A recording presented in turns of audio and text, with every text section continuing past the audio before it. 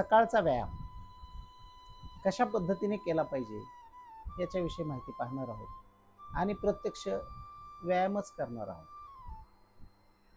व्यायामामध्ये सर्वांग सुंदर व्यायाम अगोदर कसा करायचा त्याचं प्रात्यक्षिक मी तुम्हाला दाखवणार आहे।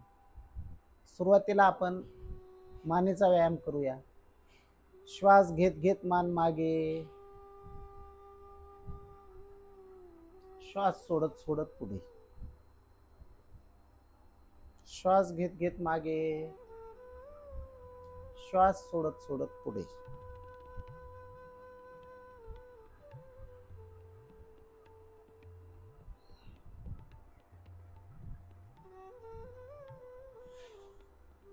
त्यानंतर मान उजव्या बाजूकडून खांद्याला चिटकून श्वास घेत घेत अर्धा राऊंड पूर्ण करायचा आहे।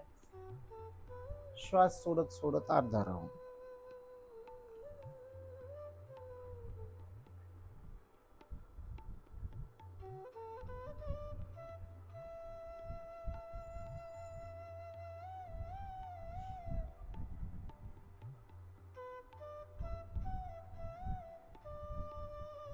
विरुद्ध बाजूने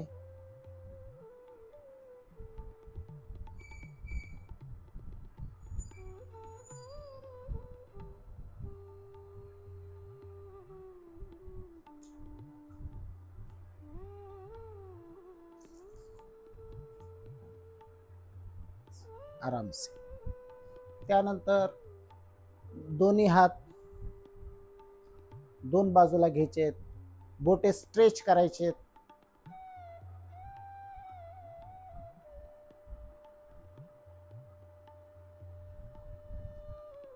स्ट्रेच। बोटांमधलं अंतर जास्तीत जास्त घ्यायचा प्रयत्न करायचा।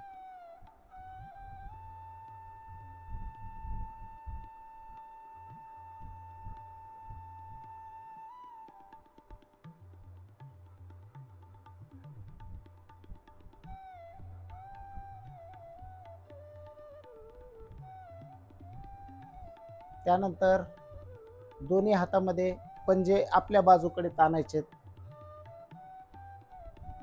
आणि वर्तुळ काढायचा प्रयत्न करायचा आहे। दोन्ही हात सरळ।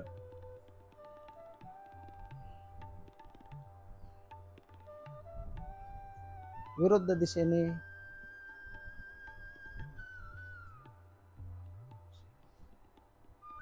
आराम। त्यानंतर हे दोन्ही हात आपल्या खांद्यावर ठेवायचे आणि पुढून पाठीमागे।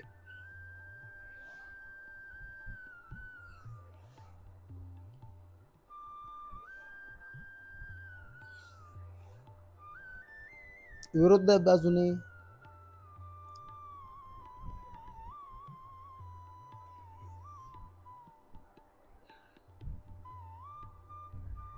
आराम से।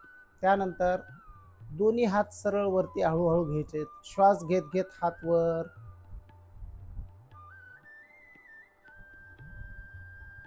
हात वरती खेचायचे कानाच्या समांतर उंच।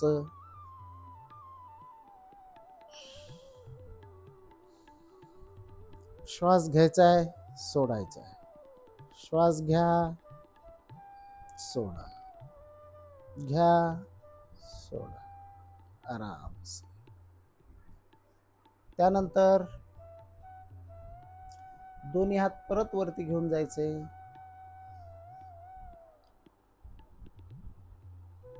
डाव्या बाजूला झुकायचे।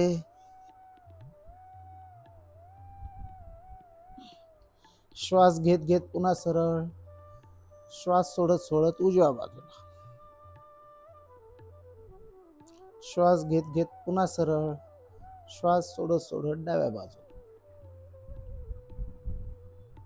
श्वास घेत घेत पुन्हा सरळ, श्वास सोडत सोडत उजव्या बाजूला,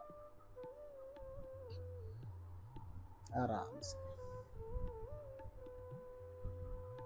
दोन्ही पाय असे जुळवून घ्या आपल्या जांघेजवळ। या हाताची मिठी घेऊन या पायाजवळ ठेवा आणि तितली आसन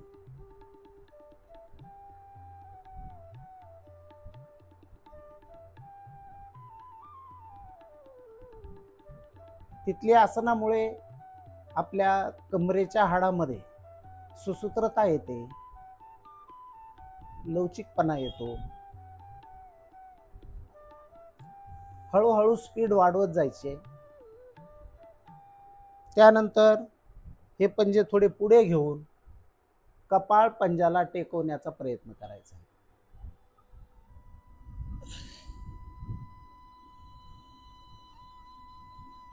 श्वास घ्या, श्वास सोडा, श्वास घ्या, श्वास सोडा, आराम से. यानंतर क्रॅडल पोज, पाळण्यासारखा बाळाचा जो पाळणा असतो त्या पद्धतीने हा उजवा पाय डाव्या कोपराजवळ ठेवायचा आहे. उजवा हात मांडीच्या खालून या हाताला जोडायचा आणि क्रॅडल पोज. कमरेच्या तिरप्या हाडाचा व्यायाम यामुळे होतो.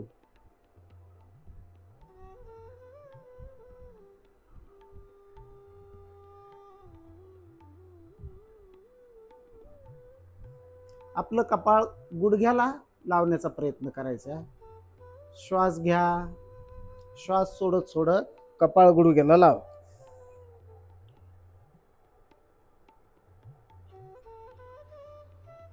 यानंतर दुसऱ्या पायाने करू. उजव्या हात पंजाच्या खालून, डावा हात गुडघ्याच्या खालून.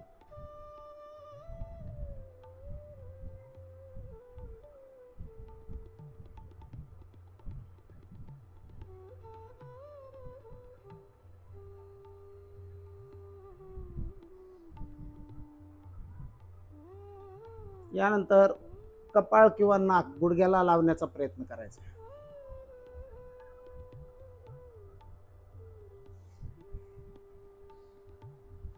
दोन्ही पाय जोडा. एक पाय आपल्या जांघेजवळ घ्या, एक पाय सरळ आणि त्या पायाच्या अंगठ्याला स्पर्श करण्याचा प्रयत्न करायचा. श्वास सोडत सोडत स्पर्श करा. त्यानंतर उजवा पाय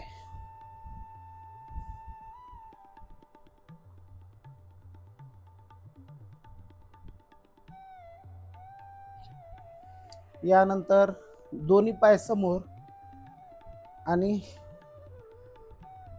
बोट प्रमाणे किंवा आपल्या दळण दळण्याच्या पद्धती जुन्या त्याप्रमाणे आपल्याला शरीर फिरवायचे. डाव्या बाजूकडून उजव्या बाजूकडे.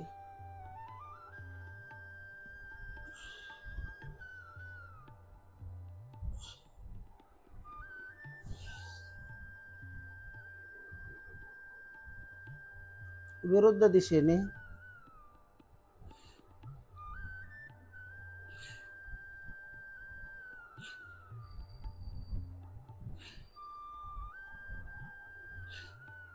आराम से. यानंतर वज्रासनामध्ये बसायचे.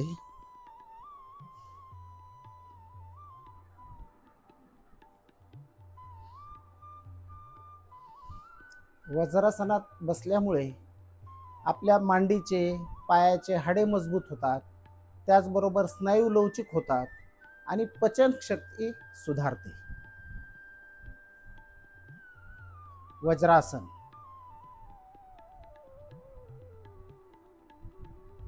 वज्रासनामध्ये आपण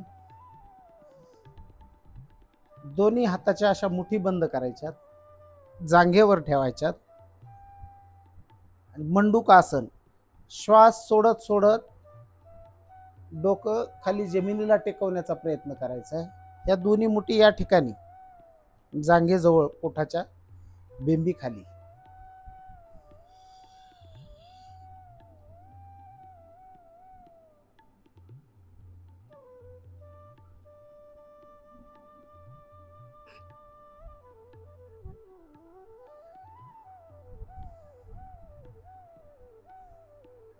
पचनाचे विकार पूर्णपणे नाहीसे होऊन जातात. त्याचबरोबर पोट साफ होणे, या सगळ्या गोष्टीमध्ये सुधारणा होऊन मंडूक आसन हे शरीरासाठी फार फायदेशीर आहे.